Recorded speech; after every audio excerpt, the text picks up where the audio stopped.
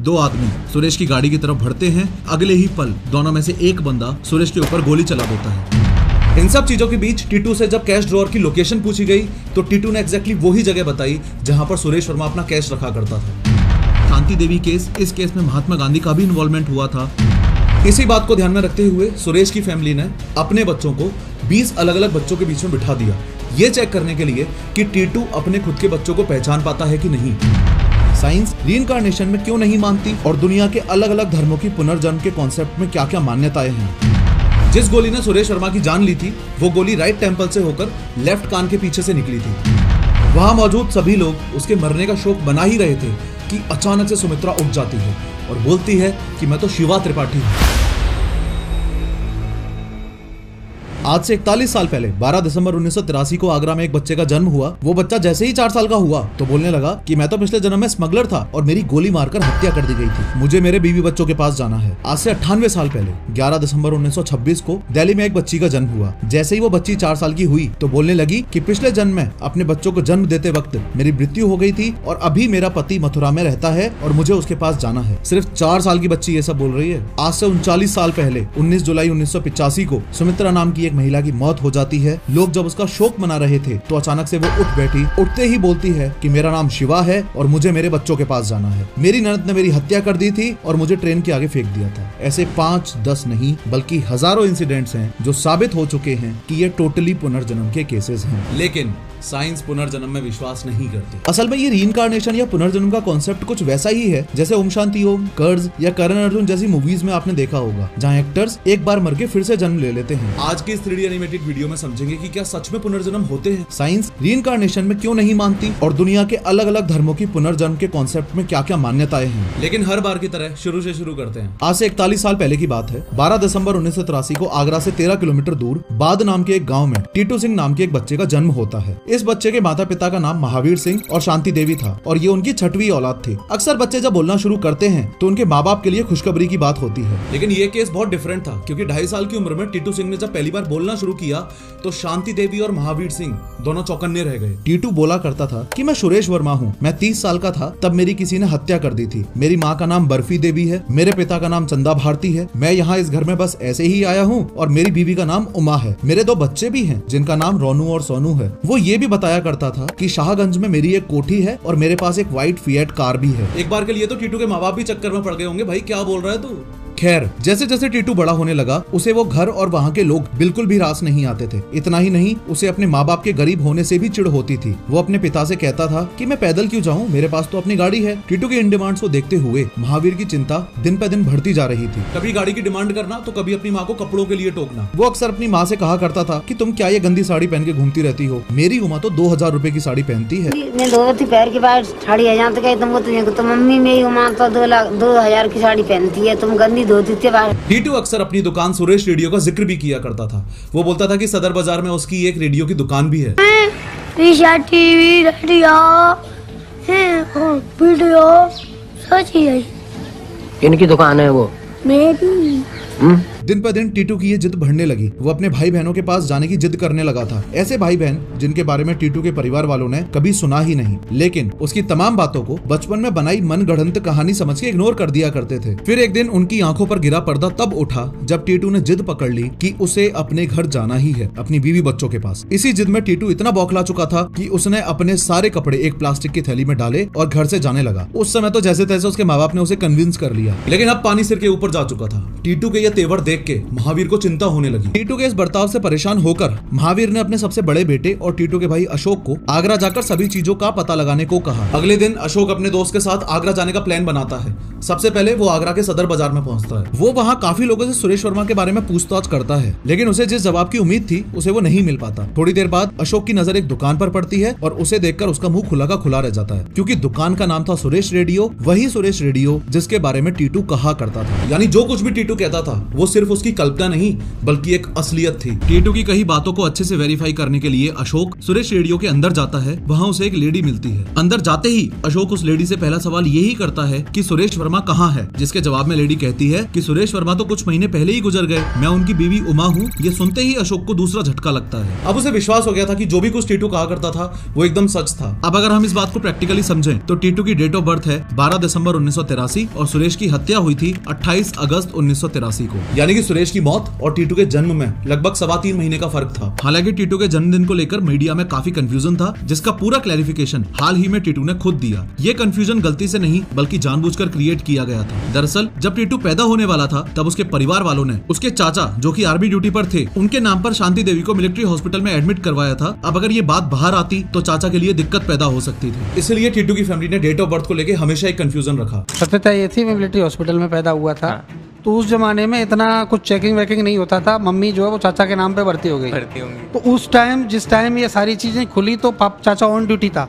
अगर मैं बोलता कि मैं वहाँ पैदा हुआ ये हुआ तो दिक्कत होती है। अब तो चाचा भी नहीं है, कुछ भी नहीं है। खैर अशोक उमा से मिलता है और उसे टीटू के बारे में सब कुछ बताता है, जिसे सुनकर उमा दंग रह जाती है। उसने अशोक से कहा कि अगर ऐसी बात है तो वो खुद टीटू से मिलना चाहती है। इन सभी बातों के साथ अशोक और उसका दोस्त बाद लौट जाते हैं। अशोक सभी घर वालों को सारी बातें बताता है, जिसे सुनकर सबके होश उड़ जाते हैं, क्योंकि अब टीटू सिर्फ बड़बड़ा नहीं रहा था बल्कि अपने पिछले जन्म को याद कर रहा था। अब इस पॉइंट पे महावीर और शांति की चिंता और बढ़ जाती है और उन्हें लगता है कि कहीं हमारा बेटा हमें छोड़ के तो नहीं चला जाएगा। खैर अगले दिन उमा, सुरेश के पेरेंट्स और सुरेश का भाई सभी टीटू से मिलने के लिए आते हैं। अब चूंकि उन्होंने बाद पहले कभी देखा ही नहीं था, इसलिए वो गलत बाद में चले जाते हैं जो मथुरा में है। इससे ये बात साफ थी कि ना तो टीटू कभी आगरा गया और ना ही सुरेश की फैमिली कभी बाद आई। काफी घूमने के बाद उनकी मुलाकात आखिर टीटू से हो ही जाती है। टीटू उन्हें देखते ही पहचान लेता है और अपने पिता को कस के गले से लगा लेता है। वो उनसे पूछता है कि उसके बच्चे रोनू और सोनू उनसे मिलने क्यों नहीं आए। उमा झट नहीं आएगी और टीटू बोले उमा तेने में पहचान लो कि ना पहचानो। तो बोली तुम पता ना पहचानो कि रोनू सोनू कहाँ पढ़ रहे हैं कि घर ही बैठे हैं। टीटू का ये सवाल सुनते ही सबके होश उड़ जाते हैं। सबको लगता है कि टीटू को सुरेश वर्मा के बच्चों के नाम कैसे पता है। यहाँ सुरेश के परिवार वालों को पहला क्लैरिफिकेशन मिल जाता है। दूसरा क्लैरिफिकेशन उन्हें तब मिलता है जब टीटू उनसे गुस्से में पूछता है कि आप लोग फिएट में क्यों नहीं आए। ये सुनकर उन्हें दूसरा शॉक लगता है। टीटू को अच्छे से याद था कि उनके पास एक सफेद फिएट कार थी, या यूं कह लो कि जब वो पिछले जन्म में सुरेश वर्मा था तो उनके पास एक फिएट कार हुआ करती थी। लेकिन असली सवालों का सिलसिला तो अब शुरू होगा जब सुरेश की फैमिली टीटू से उसके मर्डर की डिटेल्स के बारे में पूछेगी, जिससे ये साफ हो जाएगा कि क्या वाकई में टीटू सच बोल रहा है, क्या सच में टीटू का रीइंकार्नेशन या पुनर्जन्म हुआ है। और सबसे बड़ा सवाल, ये सब कुछ जो अभी आपने सुना ये सच था या फिर एक पब्लिसिटी स्टंट। देखो टीटू सिंह उनको बताता है कि उस दिन सुरेश अपनी दुकान सुरेश रेडियो को बढ़ाकर अपने घर यानी शाहगंज की कोठी पर जा रहा था। हर शाम की तरह वो घर के बाहर आकर अपनी फिएट का हॉर्न बहुत जोर जोर से बजाने लगता है ताकि उसकी आवाज सुनकर उमा घर का मेन गेट खोल दे। इतने में ही दो आदमी सुरेश की गाड़ी की तरफ बढ़ते हैं। वो उसे देखकर मुस्कुराते हैं और नमस्ते भी करते हैं, लेकिन अगले ही पल दोनों में से एक बंदा सुरेश के ऊपर गोली चला देता है। एक गोली स्टीयरिंग को लगती है और दूसरी सुरेश के सिर पे। अब ये बात यहाँ याद रखना कि ये गोली सुरेश के राइट टेम्पोरल पर लगी थी। गोली की आवाज सुनते ही उमा बाहर आकर देखती है तो सुरेश मर चुका था और शूटर्स भाग चुके थे। अब ये गोली चलाने वाले कौन थे और इन्होंने सुरेश को क्यों मारा, इसका जवाब मैं आपको आगे दूंगा। अभी के लिए इतना समझो कि सुरेश वर्मा की हत्या हुई थी, या यूं कह लो कि इस पूरी कहानी बताने वाले इस बच्चे की यानी कि टीटू की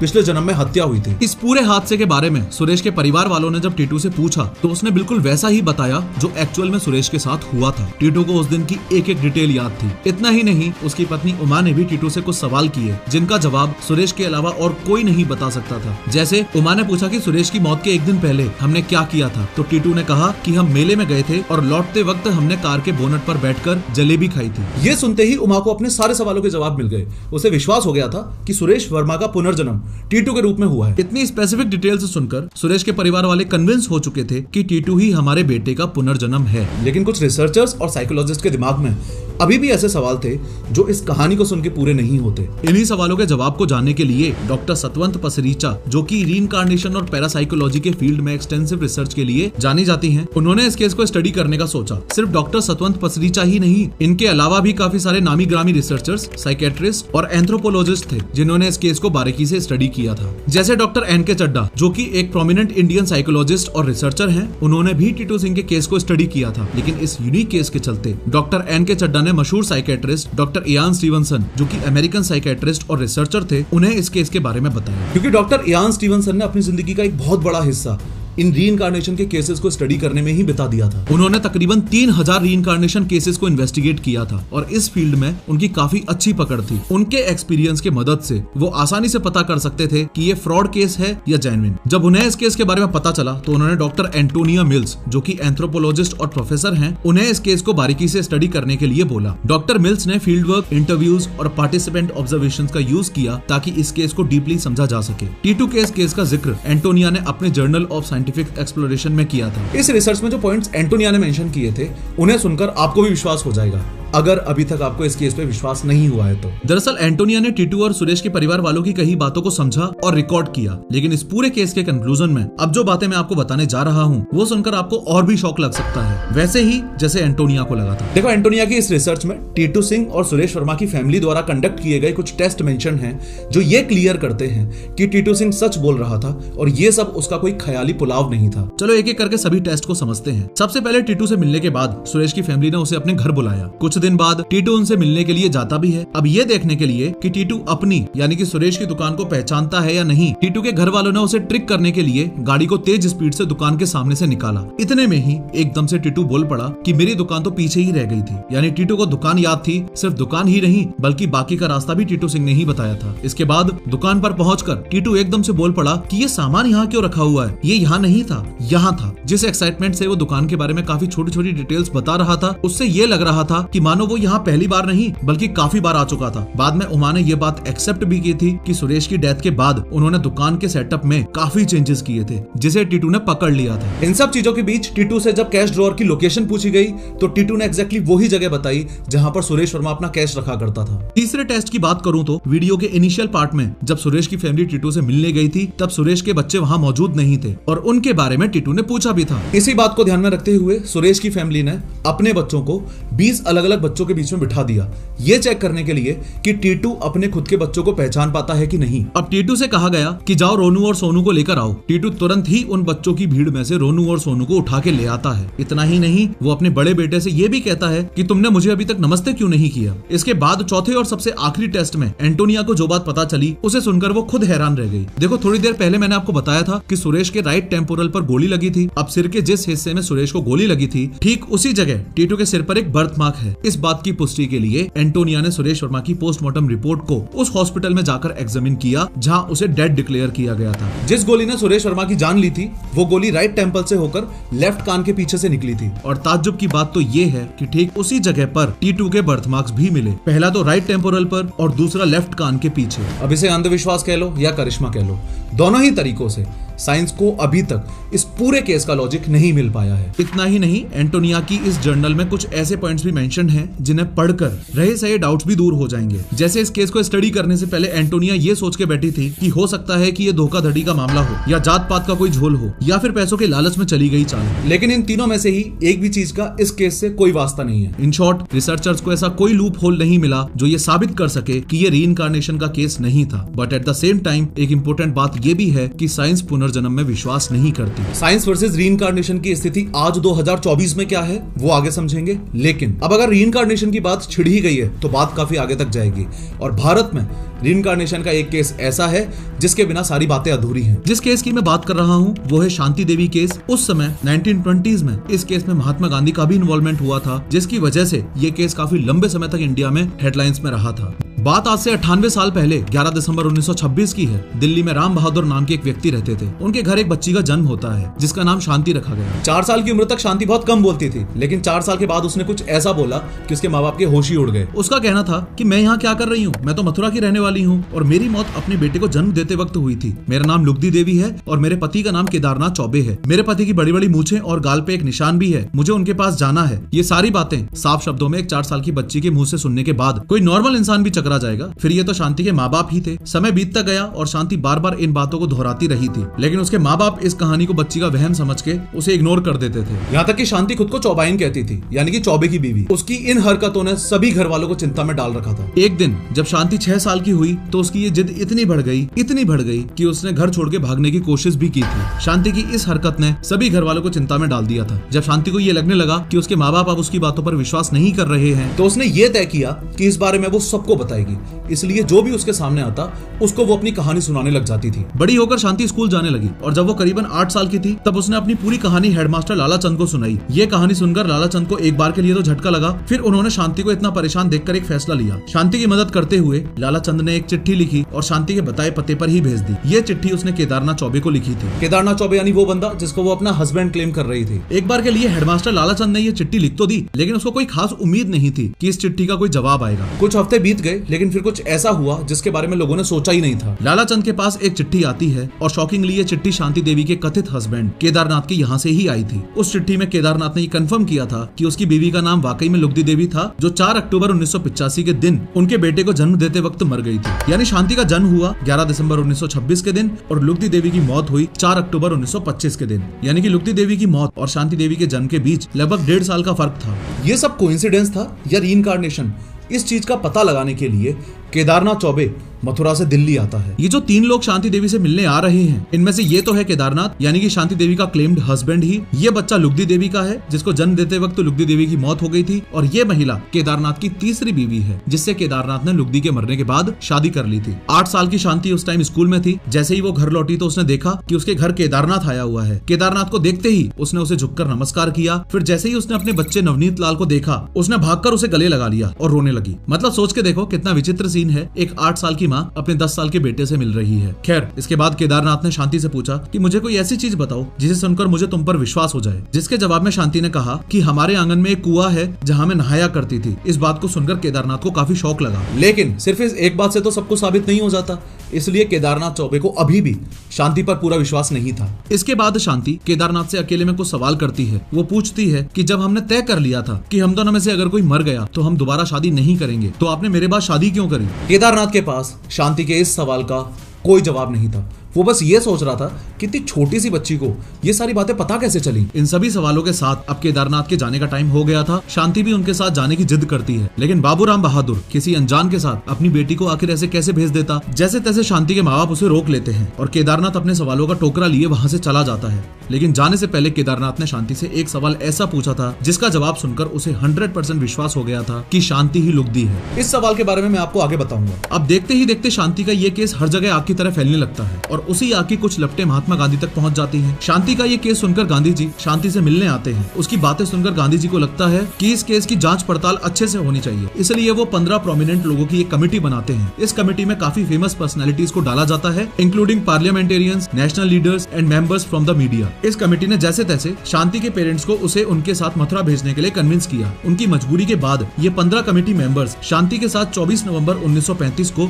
मथुरा जाते हैं। अब मथुरा में कदम कदम पर शांति का टेस्ट लिया जाता है। सबसे पहले शांति और कमेटी मेंबर्स मथुरा के रेलवे स्टेशन पर पहुंचते हैं। 9 साल की शांति इस समय एल देशबंधु की गोद में बैठी है। वो ट्रेन से उतरते हैं कि अचानक उनके सामने पगड़ी पहना हुआ एक आदमी आता है और पूछता है, क्या तुम मुझे पहचानती हो? देशबंधु की गोद से उतरकर शांति उस आदमी के पैर छूती है और धीरे से कहती है कि ये मेरे जेठ हैं। इसके बाद छोटी छोटी चीजें जैसे अपने ससुर को पहचानना, अपने सगे भाई, माँ और पिता को पहचानना, केदारनाथ के घर जाकर अपने बेडरूम को पहचानना, 2nd फ्लोर पर खुद के छुपाए हुए 150 रुपए के बारे में बताना, और जब उससे पूछा गया कि जाजरू कहाँ है तो उसने बिल्कुल सही डायरेक्शन में वॉशरूम पर पॉइंट किया। इसके अलावा उसे ये भी पूछा गया कि कटोरा क्या होता है, जिसके जवाब में उसने कहा कि ये एक तरह का परोठा है। अब ये जाजरू और कटोरा कोई आम वर्ड्स नहीं बल्कि सिर्फ चौबे खानदान में यूज होने वाले वर्ड्स थे। इन सभी चीजों के अलावा शांति से लुगदी की पूरी लाइफ स्टाइल पूछी गई और शांति ने सभी सवालों के जवाब सही दिए। अब वहाँ मौजूद सभी को इस बात पर यकीन हो चुका था कि शांति ही लुगदी देवी है। फाइनली सभी चीजों को विटनेस करने के बाद कमेटी ने साल 1936 में 26 पेज की एक बुकलेट पब्लिश की थी, जिसमें यह कंक्लूड किया गया था कि Shanti Devi was the reincarnation of लुगदी, यानी कि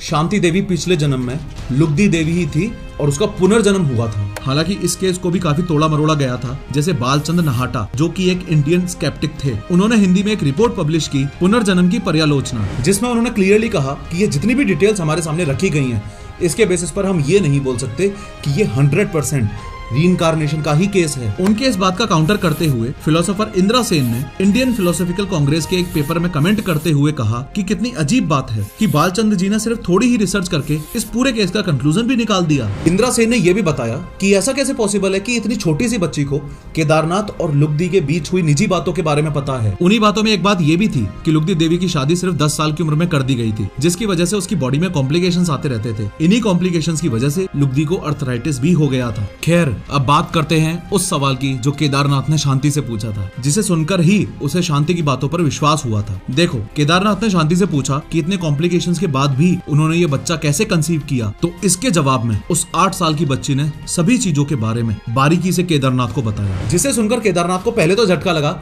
लेकिन फिर उसे विश्वास हो गया शांति ही लुगदी देवी है। क्योंकि जो बातें केदारनाथ और उसकी पत्नी लुगदी देवी के बीच एक बंद कमरे में हुई थी, उनके बारे में शांति को कैसे पता चल सकता है। अब देखा जाए तो आज भी इस केस के अगेंस्ट में कोई पुख्ता एविडेंस नहीं मिल पाया है, लेकिन साइंस रीइंकार्नेशन के इस कॉन्सेप्ट को कुछ चीजों के साथ कंफ्यूज जरूर करती है, जैसे हमें टीटू के केस में देखने को मिला था। इन शॉर्ट, साइंस रीइंकार्नेशन में मानती ही नहीं है। रीइंकार्नेशन के मुद्दे पर दुनिया 2 ग्रुप्स में डिवाइडेड है। पहले ग्रुप में है स्केप्टिक्स, यानी कि वो लोग जो साइंस में विश्वास करते हैं, और दूसरा ग्रुप है बिलीवर्स का, यानी कि वो लोग जो मानते हैं कि पुनर्जन्म होता है। एक एक करके दोनों ग्रुप्स के बारे में समझेंगे, लेकिन शुरुआत सबसे पहले स्केप्टिक्स से करते हैं। देखो, स्केप्टिक्स वो लोग हैं जो रीइंकार्नेशन को तब तक नहीं मानते जब तक कोई सॉलिड और साइंटिफिक प्रूफ ना हो। उनका कहना है कि ऐसी मेमोरीज साइकोलॉजिकल फिनोमिनन की वजह से हो सकती हैं, जैसे क्रिप्टोमनीजिया। क्रिप्टोमनीजिया यानी कि एक ऐसा साइकोलॉजिकल फिनोमिनन जहां एक इंसान सोचता है कि कोई आइडिया या मेमोरी उसने खुद बनाई है, जबकि असल में उसने कुछ पहले से ही सुनी हुई या देखी हुई चीज को ही बिना सोचे समझे याद कर लिया होता है। इसे आप ऐसे समझो कि आप एक गाने की ट्यून बनाने की कोशिश कर रहे हो और आप एक नए गाने की ट्यून बना भी देते हो। आपको लगता है कि ये मेरा ओरिजिनल क्रिएशन है, लेकिन बाद में आपको पता चलता है कि वो ट्यून आपने पहले से ही सुन रखी थी,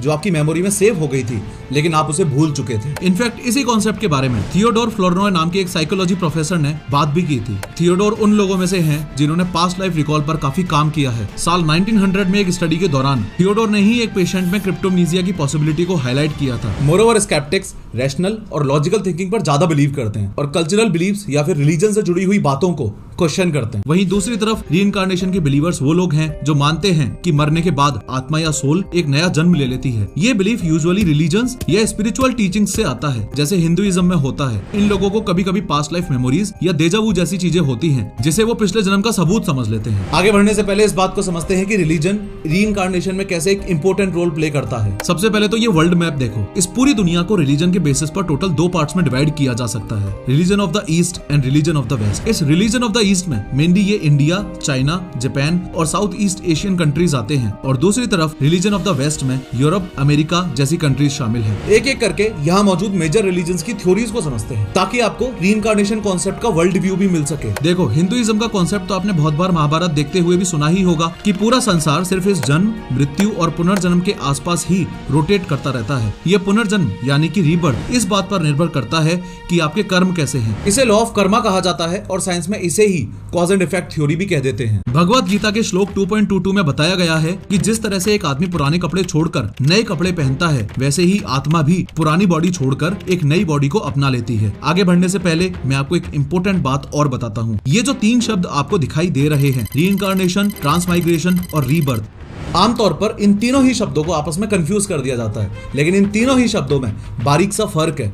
ध्यान से समझो। रीइंकार्नेशन का मतलब है कि मरने के बाद एक सोल यानी कि आत्मा नई बॉडी में जन्म ले लेती है और अपनी जर्नी कंटिन्यू करती है। सोचो, आप एक वीडियो गेम खेल रहे हो और आपका कैरेक्टर मर जाता है, लेकिन गेम खत्म होने के बजाय आपका कैरेक्टर वापस जिंदा हो जाता है। जैसे मान लो आप वॉरियर खेल रहे हो, आप मर गए तो आपका अगला जन्म एक मेज के रूप में हुआ, पर आपके पास वॉरियर वाली सारी मेमोरीज भी हैं। ट्रांसमाइग्रेशन का मतलब है कि मरने के बाद एक सोल एक बॉडी से दूसरी बॉडी में मूव करती है और कई बार उसकी एग्जिस्टेंस का फॉर्म ही बदल जाता है। जैसे मान लो उस वीडियो गेम में आप एक ह्यूमन नाइट की तरह खेल रहे थे, आप मर गए और आपका नेक्स्ट रूप एक ड्रैगन का बन गया। इसके अलावा रीबर्थ जन्म, मृत्यु और रीबर्थ की कंटिन्यूअस साइकिल पर फोकस करता है, जहां लाइफ फोर्स कंटिन्यू करती है, ना कि सेम सोल या पर्सनल आइडेंटिटी। जैसे एक न्यू गेम मोड को शुरू करके आप एक ब्रांड न्यू कैरेक्टर के साथ खेलना शुरू कर सकते हो। इन सभी कॉन्सेप्ट्स में मौत के बाद कंटिन्यूएशन तो होती है, लेकिन ये अलग अलग तरीकों के आइडेंटिटी और फॉर्म को देखती है। खैर, जैनिज्म के मुताबिक भी रीइंकार्नेशन का कॉन्सेप्ट कर्म पर ही बेस्ड है, जैसा कि हिंदुइज्म में हमने देखा था। इसका मतलब है कि आपके एक्शंस यानी कि कर्म ही आपके अगले जन्म को डिसाइड करते हैं। उसके अलावा बुद्धिज्म में ये माना जाता है कि कॉन्शियसनेस यानी कि किसी बंदे की सोच और अवेयरनेस ही वो कड़ी है जो एक लाइफ को दूसरी लाइफ से जोड़े हुए रखती है। जब एक इंसान मर जाता है और फिर से जन्म लेता है तो उसकी कॉन्शियसनेस ही एक नई बॉडी में आती है। ये कॉन्शियसनेस ना तो बिल्कुल वैसी है जैसे पहले थी और ना बिल्कुल अलग होती है। ये बस एक तरह का कनेक्शन होता है जिसे कैजुअल कंटिन्यूअम कहा जाता है। इसे ऐसे समझो जैसे कैंडल जली हुई है, जब ये पिघल के खत्म होने वाली होती है तो आप उसी फ्लेम से दूसरी कैंडल जला देते हो, यानी कि पहली कैंडल की फ्लेम ही दूसरे में कंटिन्यू हो रही है, लेकिन दोनों कैंडल्स अलग अलग हैं। यही सेम लॉजिक कॉन्शियसनेस के साथ है और हर नए जन्म के साथ बॉडी चेंज होती रहती है। अब अगर रिलीजन ऑफ द वेस्ट की बात करें तो क्रिश्चियनिटी और इस्लाम दोनों ही रीइंकार्नेशन में विश्वास नहीं करते। इन दोनों ही रिलीजन्स का मानना है कि एक बंदे के मरने के बाद एक कयामत का दिन यानी कि डे ऑफ जजमेंट आता है। इस दिन पर उसके अच्छे और बुरे कर्मों से ये फैसला कर दिया जाता है कि वो बंदा स्वर्ग में जाएगा या नर्क में। यहाँ एक अजीब बात ये भी है कि रीइंकार्नेशन के कॉन्सेप्ट में इस्लाम के शिया सेक्ट की कुछ ग्रुपिंग्स जैसे ड्रूज कम्युनिटी बिलीव करती है। यानी इसको आप ऐसे समझो कि इस्लाम रिलीजन दो ग्रुप्स में डिवाइडेड है, शिया और सुन्नी। सुन्नी ग्रुप के लोग तो रीइंकार्नेशन में मानते ही नहीं है और शिया ग्रुप के अंदर भी सिर्फ एक ड्रूज कम्युनिटी ऐसी है जो रीइंकार्नेशन में बिलीव करती है। इसके अलावा आयन स्टीवनसन ने अपनी बुक रीइंकार्नेशन एंड बायोलॉजी में एक बहुत ही इंपॉर्टेंट कॉन्सेप्ट एक्सप्लेन किया है और वो कॉन्सेप्ट है बर्थ मार्क्स का। आयन के मुताबिक बर्थ मार्क्स से पुनर्जन्म का पता लगाया जा सकता है। लेकिन आगे बढ़ने से पहले बर्थ मार्क्स के बेसिक्स को समझो। देखो, बर्थ मार्क्स वो एरियाज हैं जहां स्किन का कलर बदला हुआ होता है और ये जन्म के समय या थोड़े दिन बाद ही दिखाई देने लग जाते हैं। अब ये बर्थ मार्क्स टोटल दो रीजंस की वजह से हो सकते हैं। पहला तो ज्यादा मेलानिन की वजह से और दूसरा नसों में एबनॉर्मल ग्रोथ या एक्सपेंशन की वजह से। पहले केस में यानी कि ज्यादा मेलानिन होने की वजह से इस तरह के मोल्स यानी कि तिल हो सकते हैं या फिर इस तरह के कैफियूले स्पॉट्स हो सकते हैं और दूसरे केस में यानी कि नसों की एबनॉर्मल ग्रोथ या एक्सपेंशन की वजह से हीमेंजियोमा, पोर्ट वाइन स्टेन्स या सैल्मन पैचेस जैसे बर्थ मार्क्स हो सकते हैं। अब आप में से कुछ लोग बोलेंगे कि इस प्रकार के बर्थ मार्क्स तो हमारे शरीर पर भी हैं, लेकिन हमें तो पिछले जन्म का कुछ भी याद नहीं है। तो रीइंकार्नेशन और बर्थ मार्क में एग्जैक्टली क्या कनेक्शन हुआ? इयान स्टीवनसन के मुताबिक रीइंकार्नेशन के कॉन्टेक्स्ट में जो बर्थ मार्क्स डिस्कस किए जाते हैं वो अक्सर 3D फॉर्म में होते हैं, लेकिन जो पुनर्जन्म से रिलेटेड बर्थ मार्क्स नहीं होते वो 2D फॉर्म में होते हैं। यहाँ 3D फॉर्म का मतलब है बर्थ मार्क इस तरह पकर्ड यानी कि मुरझाए हुए से हों, डिप्रेस्ड यानी कि दबे हुए हों या फिर एलिवेटेड यानी उठे हुए हों। इसके अलावा ये मार्क्स कलर्ड और नॉर्मल बर्थ मार्क्स से काफी बड़े होते हैं। खैर, एंटोनिया ने टीटू के केस की रिसर्च करते वक्त काफी सारी पॉसिबिलिटीज भी लगाई थी। उसने सोचा था कि हो सकता है कि इस बच्चे को मल्टीपल पर्सनालिटी डिसऑर्डर हो, जिसे DID यानी कि डिसोसिएटिव आइडेंटिटी डिसऑर्डर भी कहा जाता है। हाँ, वही जहाँ पे एक ही इंसान अलग अलग वक्त पर अलग अलग पर्सनालिटीज की तरह बिहेव करने लगता है, जैसा हमने अपरिचित मूवी में देखा था, जहाँ रामानुजन अयंगर या अम्बी को मल्टीपल पर्सनालिटी डिसऑर्डर होता है, जिसके चलते वो कभी स्टाइलिश लड़के की पर्सनालिटी में बदल जाता है जिसका नाम रीमो होता है, तो कभी वायलेंट और एग्रेसिव पर्सनालिटी में बदल जाता है जिसका नाम अनियान होता है, और वापस कभी अम्बी में बदल जाता है। इन पर्सनालिटीज का नेचर भी एक दूसरे से एकदम अलग होता है, इसलिए कभी शांत रहने वाला व्यक्ति अचानक से भड़क सकता है। लेकिन DID जैसे कोई सिम्टम्स टीटू में नजर नहीं आ रहे थे, जैसे उसे अपने आइडेंटिटी को लेकर कोई कंक्लूजन नहीं था। उल्टा वो अपनी इस जन्म की माँ को दिलासा देता था कि मैं तुम्हें छोड़कर नहीं जाने वाला। इसके अलावा अगर DID सिम्टम की बात करें तो ना तो टीटू को कोई मेमोरी लॉस हुआ करता था, ना ही डिप्रेशन, एंजाइटी, आत्महत्या वाले ख्याल और ना ही बिहेवियरल चेंजेस। इनमें से कोई भी चीज उसमें कभी नोटिस नहीं की गई। DID के अलावा एंटोनिया को लगा था कि हो सकता है टीटू को पास्ट लाइफ रिग्रेशंस आ रहे हों। ये पास्ट लाइफ रिग्रेशंस एक टेक्निक है जिसमें लोग बिलीव करते हैं कि हमारे पिछले जन्म की मेमोरीज वापस लाई जा सकती है। ये एक तरह का हिप्नोसिस होता है जहाँ पे ट्रेंड थेरेपिस्ट आपको रिलैक्स करने में हेल्प करता है और आपको अपनी पुरानी यादें वापस लाने में मदद करता है। लेकिन जितना एंटोनिया को पता चल पाया उसके मुताबिक ऐसे कोई प्रोसीजर से टीटू कभी गुजरा ही नहीं था। यानी सभी इफ्स एंड बट्स को देखते हुए कंक्लूजन कुछ ये निकला कि ना तो उसे कोई मल्टीपल पर्सनालिटी डिसऑर्डर था और ना ही उसे कोई पास्ट लाइफ रिग्रेशन था। इसके अलावा एक और रीइंकार्नेशन का केस इंडिया में बहुत फेमस हुआ था और वो था सुमित्रा और शिवा का रीइंकार्नेशन केस। ये केस रिप्लेसमेंट रीइंकार्नेशन और ट्रांसमाइग्रेशन दोनों में ही कंसिडर किया जाता है। लेकिन जो evidences of proof doctor Satwant Pasricha को इस केस की स्टडी के दौरान मिले वो काफी शॉकिंग थे। देखो, हुआ कुछ ऐसा था कि यूपी के इटावा में साल 1968 में जन्म होता है सुमित्रा का। जन्म से ही सुमित्रा का बचपन अकेलेपन में बीता था। जब सुमित्रा सिर्फ 11 साल की थी तब उसकी माँ चल बसी और पिता भी काम के सिलसिले में हमेशा बाहर रहते थे, इसलिए वो अपने दूर के रिश्तेदारों के साथ ही पली बढ़ी थी। पैसों की तंगी के कारण सुमित्रा ने कभी स्कूल की शक्ल नहीं देखी। उसके इस अकेलेपन के चलते सिर्फ 13 साल की उम्र में ही उसकी शादी शरीफपुरा गाँव के जगदीश सिंह से करवा दी गई थी। लेकिन पिता की तरह ही सुमित्रा का पति भी काम से बाहर ही रहता था। शादी करके भी उसने अपने आप को अकेला ही पाया। लेकिन शादी के 3 साल बाद सुमित्रा का अकेलापन दूर हुआ जब दिसंबर 1984 में उसने अपने बेटे को जन्म दिया। सुमित्रा अपने बेटे को हमेशा सीने से लगाए रखती थी, वो उसे अपनी जान से भी ज्यादा चाहती थी। ऐसा लगने लगा था मानो सुमित्रा का अकेलापन अब दूर हो रहा है। लेकिन सिर्फ 2 महीने बाद ही सुमित्रा की तबीयत बिगड़ने लगी। उसे चक्कर आने लगे, उसकी आंखें ऊपर की तरफ घूम जाती थी और वो अपने दांतों को जोर जोर से भींचती थी। कोई कहता था कि उसे भूत बाधा हुई है तो कोई कहता था कि उसके अंदर मां संतोषी आ गई है। लेकिन उसकी इस हालत की सही वजह किसी को नहीं पता थी। फिर अचानक 16 जुलाई 1985 को सुमित्रा ने प्रेडिक्ट किया कि वो 3 दिन बाद मरने वाली है। वहाँ मौजूद सभी के होश उड़े हुए थे कि सुमित्रा ये क्या बक रही है। लेकिन उसका ये प्रेडिक्शन सही प्रूव तब हुआ जब 19 जुलाई को वो इस दुनिया को छोड़कर चली गई। वहाँ मौजूद सभी लोग उसके मरने का शोक मना ही रहे थे, कि अचानक से सुमित्रा उठ जाती है और बोलती है कि मैं तो शिवा त्रिपाठी हूँ। ये सुमित्रा आखिर शिवा में कैसे बदल गई और ये शिवा त्रिपाठी आखिर है कौन? ये सवाल यहाँ मौजूद हर आदमी के दिमाग में चल रहा था। सब यही सोच रहे थे कि कभी भी ऊंची आवाज में ना बोलने वाली सुमित्रा अचानक इतना ऊंचा कैसे बोल रही है। जिस सुमित्रा ने कभी किताब को हाथ नहीं लगाया वो अचानक पढ़ना लिखना कैसे सीख गई? उसके रहन सहन में अचानक इतने बदलाव कैसे आ गए? और सबसे बड़ा सवाल, शिवा त्रिपाठी नाम की कोई लड़की एग्जिस्ट करती भी थी या नहीं? इन सभी सवालों का जवाब तब मिला जब एक दिन सुमित्रा के घर रामसिया त्रिपाठी नाम के एक आदमी ने दस्तक दी। रामसिया त्रिपाठी को देखते ही सुमित्रा ने उसे गले से लगा लिया, लेकिन रामसिया के मन में कई सवाल थे। जब रामसिया ने उसे पहचानने से मना कर दिया तो सुमित्रा बोली, आप मुझे भूल गए पापा, मैं आपकी शिवा हूँ। उसकी इस बात को सुनकर रामसिया ने उसे गले से लगा लिया, लेकिन रामसिया त्रिपाठी को सुमित्रा का घर मिला कैसे? दरअसल जब सुमित्रा की मौत हुई थी तो ये अद्भुत कहानी सभी आसपास के गाँवों में फैल चुकी थी कि एक लड़की है जो मरने के बाद खुद को शिवा त्रिपाठी कहती है। उसी अफवाह को सुनकर रामसिया त्रिपाठी उनके घर जा पहुंचा था, क्योंकि जिस शिवा त्रिपाठी का जिक्र सुमित्रा किया करती थी ये रामसिया त्रिपाठी उसी शिवा के पिता थे, जिसे उसने एक झटके में पहचान लिया था। एक बात जो आपको यहाँ पता होनी चाहिए वो ये है कि शिवा का जन्म 24 अक्टूबर 1962 में इटावा में ही हुआ था और उसने इकोनॉमिक्स से BA किया था। 18 साल की उम्र में ही उसकी शादी हो गई थी और उसके 2 बच्चे भी थे, रिंकू और टिंकू। लेकिन शिवा के ससुराल वाले उसे दहेज के लिए हमेशा ही परेशान करते थे और उसकी मौत कैसे हुई ये बात भी उसके ससुराल वालों ने क्लियरली बताई नहीं थी। खैर, जब रामसिया त्रिपाठी सुमित्रा से मिला तो उसने बताया कि उसकी बेटी शिवा की मौत 19 मई 1985 को यानी सिर्फ 2 महीने पहले डिबियापुर में हुई थी। सुमित्रा ही शिवा है। इस बात की पुष्टि करने के लिए रामसिया त्रिपाठी अपने साथ एक फोटो एल्बम लाया था, जिसे देखते ही उसमें मौजूद सभी लोगों को सुमित्रा ने झट से पहचान लिया और अपनी ननद की तरफ इशारा करते हुए कहा कि ये वही है जिसने मुझे जान से मारा था और ट्रेन के सामने छोड़ दिया था। अब धीरे धीरे सभी को उनके सवालों के जवाब मिलने लगे और सुमित्रा पूरी तरह शिवा में बदल चुकी थी। गजब बात है, उसको अपने इस जन्म का कुछ भी याद नहीं था और वो अपने जान से ज्यादा प्यारे बेटे को भी भूल चुकी थी। ये केस स्टीवनसन और सतवंत पसरीचा दोनों ने इंडिपेंडेंटली रिसर्च किया था। पसरीचा ने ग्राउंड में जाकर इस केस को स्टडी किया था और सुमित्रा के बारे में काफी सारी चीजें नोटिस भी की थी। After the changeover, she started wearing a sari in a different way, very dignified way, and also her chappals, sandals she'll put on, and she started addressing her husband also in a different way. Earlier she used to call him by his sister's name, so and so's brother. Then she started calling him in a very sophisticated way. अब इस case में confusion ये था कि जितने भी reincarnation के cases हमने देखे हैं उन सभी केसेस में जो बंदा रीइंकार्नेट हुआ है उसका जन्म नए सिरे से हुआ है, फिर चाहे वो टीटू का केस हो या शांति देवी का। लेकिन सुमित्रा के केस में जब वो मरने के बाद वापस जिंदा हुई तो उसे अपने इस जन्म के बारे में कुछ भी याद नहीं था। स्टीवनसन और उसके कलीग्स ने टोटल 19 करेक्ट स्टेटमेंट्स काउंट किए थे जो सुमित्रा ने बताए थे। इन स्टेटमेंट्स के अलावा सुमित्रा ने शिवा के 23 रिलेटिव्स और फ्रेंड्स को पहचान लिया था। इन सभी प्रूफ्स ने एक बात तो साफ कर दी थी कि सुमित्रा अब जो शिवा का रूप ले चुकी थी वो सच बोल रही है। तो क्या वो पजेस्ड थी, यानी कि क्या उस पे किसी भूत का साया था, या फिर वो वाकई में रीइंकार्नेशन यानी कि पुनर्जन्म का केस था? इस बात का जवाब जानने के लिए एंटोनिया मिल्स और कुलदीप धीमन ने इस केस को साल 2009 में रीइन्वेस्टिगेट भी किया था और इस रीइन्वेस्टिगेशन में ही वो सारी चीजें दोबारा सच प्रूव हुई जिनके बारे में सुमित्रा कहती आ रही थी। अब इन सब के बीच जेम्स मैटलॉक ने एक टर्म कॉइन किया था और वो था रिप्लेसमेंट रीइंकार्नेशन का, यानी कि जब किसी की बॉडी में किसी दूसरे सोल को एंट्री मिल जाए तो उसे ही रिप्लेसमेंट रीइंकार्नेशन कहा जाता है। सुमित्रा के केस में भी तो ऐसा ही कुछ हुआ था,